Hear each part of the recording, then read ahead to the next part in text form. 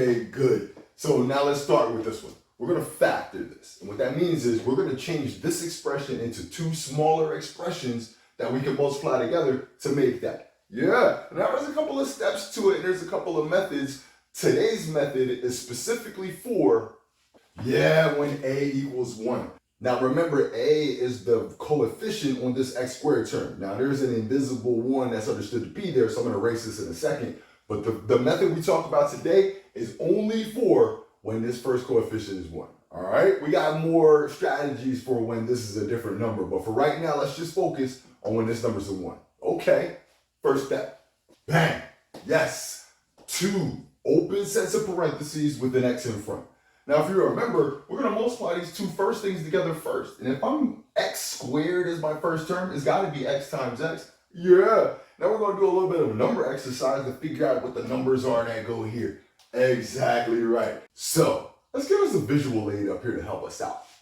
Okay, good. So somewhere on your paper, go ahead and draw yourself an x. And in this x, we're going to put two numbers for right now. The last number, or the c value, is going to go in the top part of this x. And this middle number, or the b term, is going to go in the bottom part of the x. I'm going to show you why in a second. Okay, good. Now that I have my numbers in my visual aid, we're on a mission now. Yes, we're on a mission now to find two numbers that multiply to make the top number and add or subtract to make the bottom number. Now notice I said add or subtract. So 10.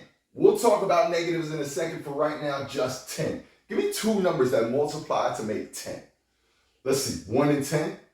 Can I get a 3 from addition or subtraction from a 1 and a 10? Nope. Give me two other numbers that multiply to make 10. Yes, 5 and 2. Now the question is, can I get a 3 from a 5 and a 2 through addition or subtraction? Well, yeah. Let's put the 5 and 2 up here for now.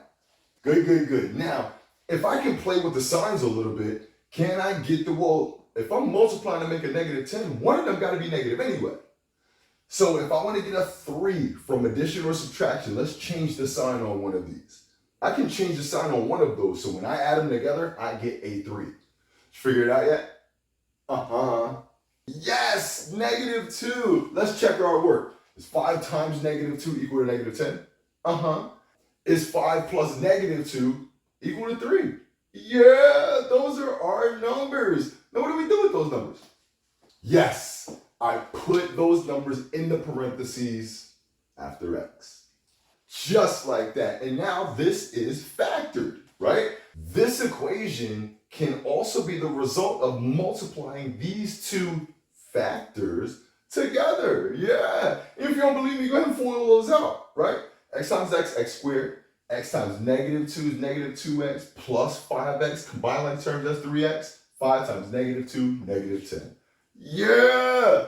Man, well, listen. Don't leave without this practice. You know I got this practice. Come on over to the practice round. I'll see you there. Bye.